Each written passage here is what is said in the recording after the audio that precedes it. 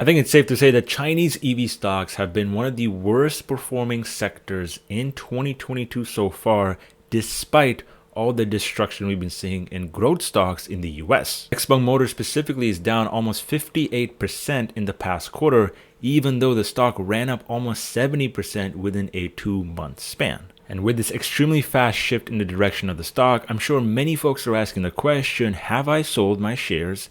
And whether or not this is a good time to be buying or just holding if you have any shares in either one of these EV stocks. Well, someone like JP Morgan does believe the bottom is closer than most people think, and that is why we need to address this and understand why NIO and Xpeng stock have been going down and why Xpeng specifically has been outperforming to the downside. But as usual guys, before we get into it, make sure to drop me a thumbs up and hit that subscribe button if you haven't already. So let's start off by understanding what has happened, where we're headed, and why I think Chinese stocks are still a good investment opportunity despite all the fear, the FUD, and the economic contraction we're witnessing in China. And to be honest, I'm not going to sugarcoat anything. If you guys want to know what I'm doing with my shares, I'm actually buying the dip, and I have not sold a single share in Xpeng stock, which is my main exposure to the China EV market. And there's two main reasons for that.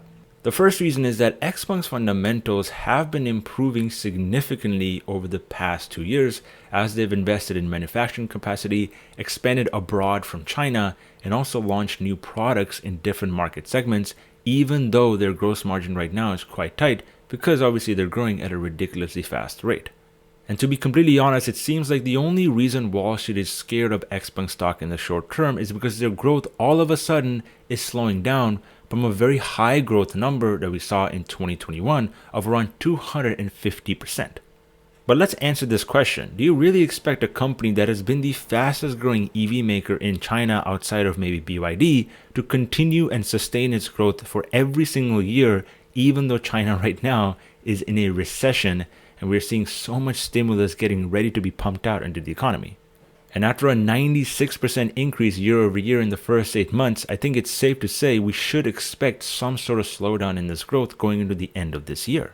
And in reality, with the G9 SUV not even on the market yet, and obviously the COVID lockdowns having a big effect on showrooms and obviously different forms of sales channels in China, it's pretty obvious to expect a contraction in growth.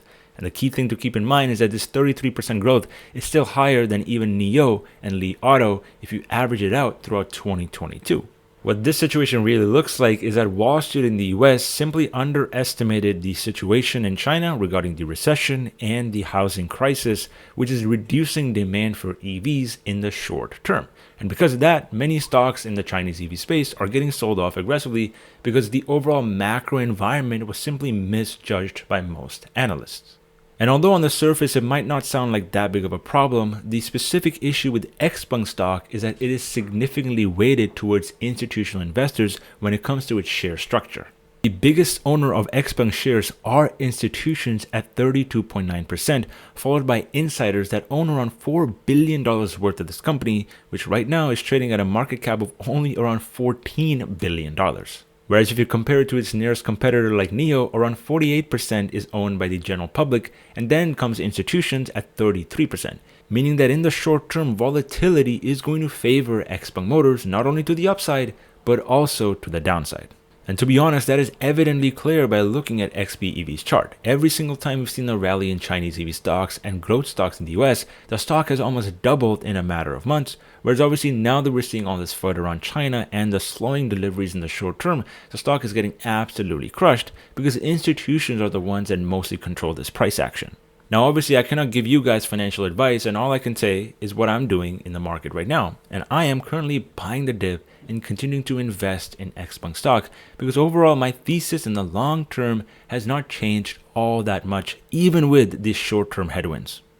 But to be completely honest, that's not where the story ends. Another big reason for my investment in Xpeng is the fact that this company is essentially a beta derivative to the R&D world in China. Let's be honest, we know the Chinese government wants to aggressively build its moat in the technological space, and they're going to do anything they can to be able to outcompete foreign imports, which is exactly where Xpeng is becoming a great play if you want to bet on China's rapid innovation in the 21st century. Xpeng not only has around $6 billion USD in cash, but they've also been consistently investing in R&D investments, not only in China, but also in the US, which is where they're developing their autonomous driving software in California. And aside from the launch of the G9 SUV, which already has around 23,000 reservations, they're also launching into Europe in Norway, Sweden, and Denmark, and have already opened their first showroom in one of those countries. And it is a well-known fact that Europe is the fastest growing EV market right now, even though in the next 10 years it is expected to be overtaken by China.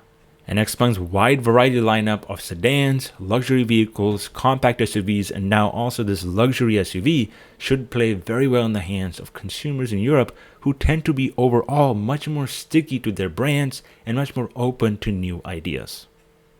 And this brings me neatly onto the second reason why I continue to be an investor in Chinese equities, which is the fact that China right now is in an official recession and they're expected to pump out a lot more stimulus into the economy within the next 12 months. You see, China right now is in the exact opposite phase of the US. Here in the US, we're concerned about inflation and we have a very hot economy and jobs market, which is why we're increasing interest rates, and that has brought down a lot of stocks from their all-time highs. Whereas in China, they're going through the exact opposite phase, which is where the US was back in March of 2020, only that their timeline is a little bit more lenient and expanded.